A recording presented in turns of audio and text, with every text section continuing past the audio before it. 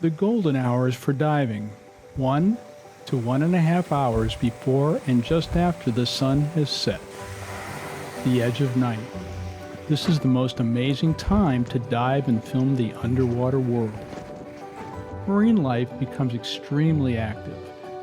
Your camera lights stop competing with the sun and the colors of the underwater world ignite under your lights. There are also less divers in the water. Dive gear is drying and you are off to dinner. Might you explore another option? Come with us and discover this special time. Let's go diving.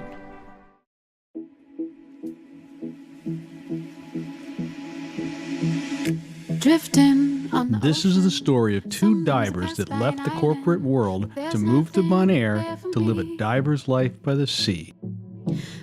Many only dream about this life. Our hope is to inspire you through our experiences and stories so that you can live the dream too. This is a diver's life. Reflection in my eye, and it's true, so true, that my life is a she shine.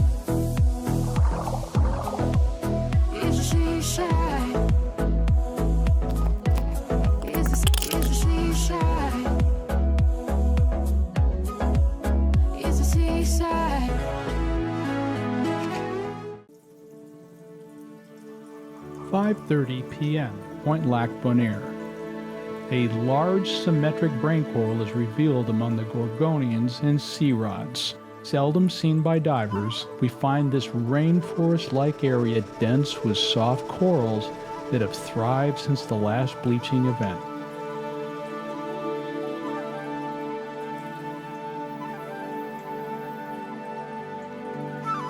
Juvenile bluehead wrasse form one of the many cleaning stations in this area. This location is one of the most lush diving areas on Bonaire.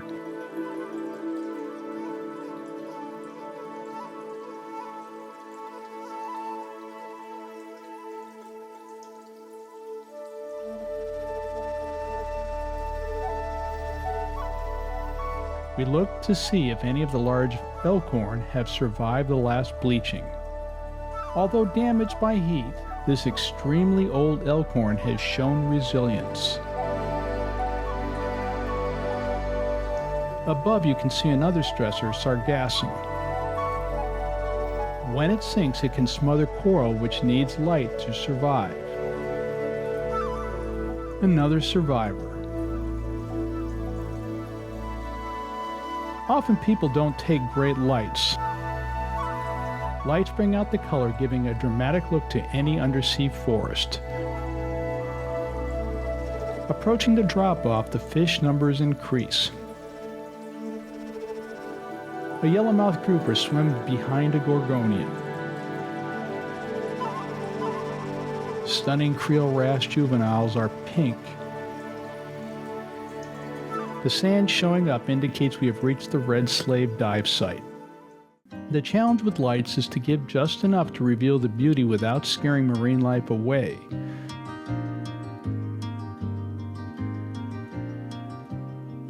Tomorrow feels like sunlight spilling through the blinds. I don't know if I'll reach it, maybe I won't mind. I keep returning, tracing steps I left behind, as if the past could teach me what I'd like to find. Smallmouth and French grunt juveniles are common near the drop-off. With the setting sun, we head north. Sponge and anemone colors ignite under our lights.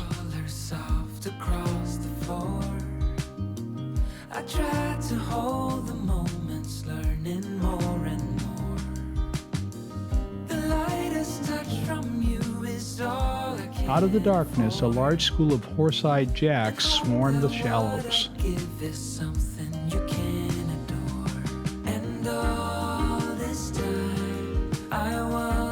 By reducing our lights, we can get closer. Less threatened, they appear attracted to our lights and start to swarm around us. Doreen and I are in our happy place. The next dive takes us north to the Sweet Dreams dive site. Barrel sponges appear at 30 to 35 meters. Under the right light, these big sponges are gorgeous. A little shallower, we pick up an old coral structure encrusted with sponges.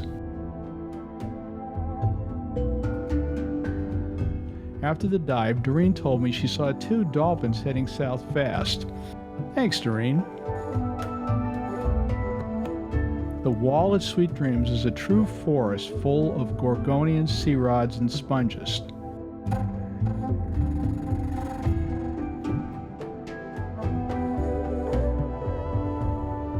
We turn down our lights and a large school of fish relax, paying us little attention.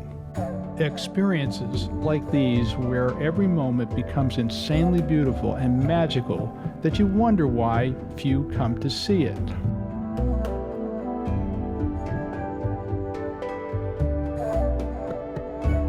Let's take a minute to take in the views coming back in.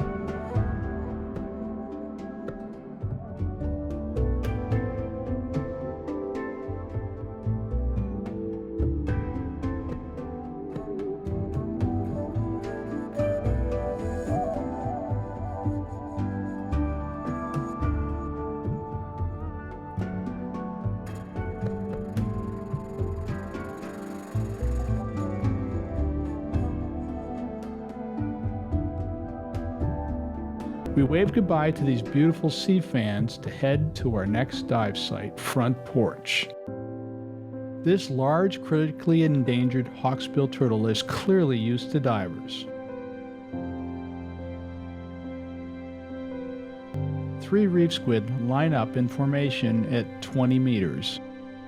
This dive site is vastly different from our previous southern dive sites. A huge school of bogas about 27 meters deep is on the move. Spinning like a hurricane, it leaves us speechless.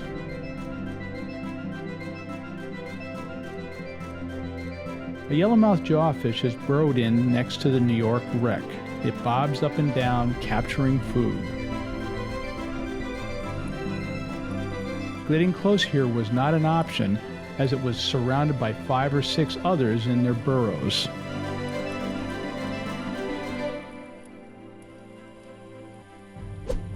Under the New York wreck, a large Caribbean reef lobster corners another competing for shelter. Lacking claws, they use their antennae and body to show dominance. We found this beautiful orange frogfish snuggled up next to a sponge. The frogfish is about 4 centimeters long. We turn to the front and his eyes turn in to give us a better look. Getting closer, the frogfish stretches its mouth open, possibly to ward us off. We try a second time, it yields the same result. Time to move on. Nearby, a very large octopus sits like a Buddha. It has recently devoured a large bat-winged crab. It makes no effort to camouflage. This conqueror is king of the reef. This submerged bollard is home to some interesting creatures. This spiny-head blenny pokes out of a hole near the top. Nearby, we find a red-lipped blenny. A mantis shrimp pokes out of its hole. The ones in Bonaire are small and very shy. Our patience is rewarded as it comes out one more time.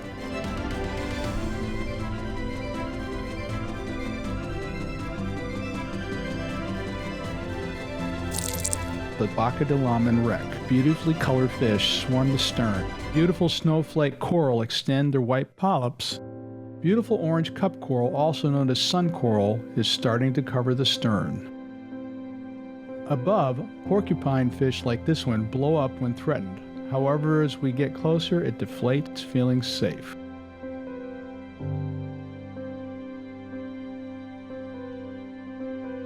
This appears to be a form of brown tomb sponge, a great place for juvenile lionfish to hide. Coming up, we experience something rare. Reef Renewal Bonaire has tented grooved brain coral that are spawning. The released gametes are captured in the receptacles above. Gametes from this heat-resistant proven coral will be grown and used to repopulate the reef. Trees of staghorn and elkhorn coral can be seen growing for outplanting beneath an amazing setting sun. Thank you, Reef Renewal. Next stop, the Bini Na Kas dive site. A huge school of juvenile fish surround this scattered poor rope sponge. We find a healthy lobe star coral at the top of the wall. In the distance, I can just make out a large rainbow parrotfish. These are quite skittish, and he leads me around the reef, making me work for a shot. Busted.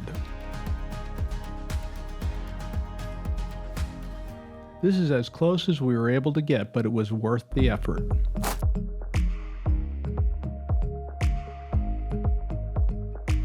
The 30-knot winds have stirred up the silt. Time to get back to Odyssey. The Angel City mooring the next day, the viz is still limited. Ahead, we see remnants of the old barrel mooring. Boulder star coral here continue to recover as we approach Reef Renewal's coral trees here.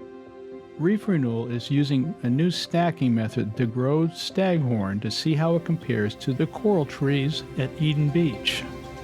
Going deeper, we see more evidence the cooler waters are helping the coral.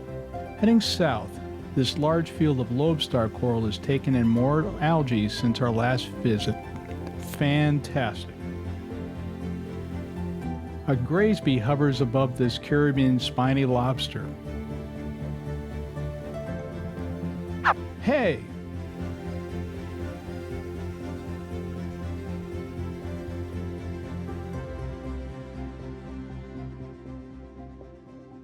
Brown chrome has come out in the thousands to feed.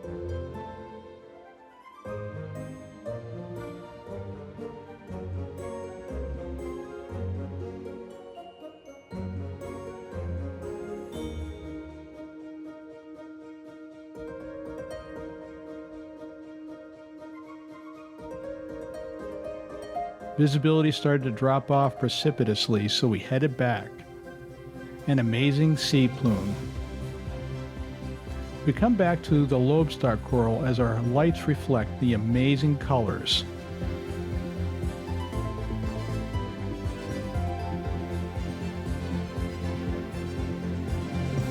A lone schoolmaster.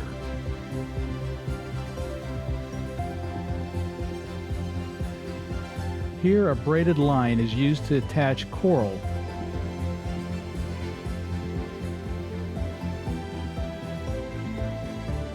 A braid is open and a piece of staghorn coral is inserted. A closer look shows that the staghorn coral has grown together. When ready, the whole line will be outplanted. The Angel City mooring comes into view as the surge picks up. If you enjoyed this video, please give us a like, hit the subscribe button, and the bell. It goes a long way to supporting this channel and helps you to know when new content is released. Thank you for watching.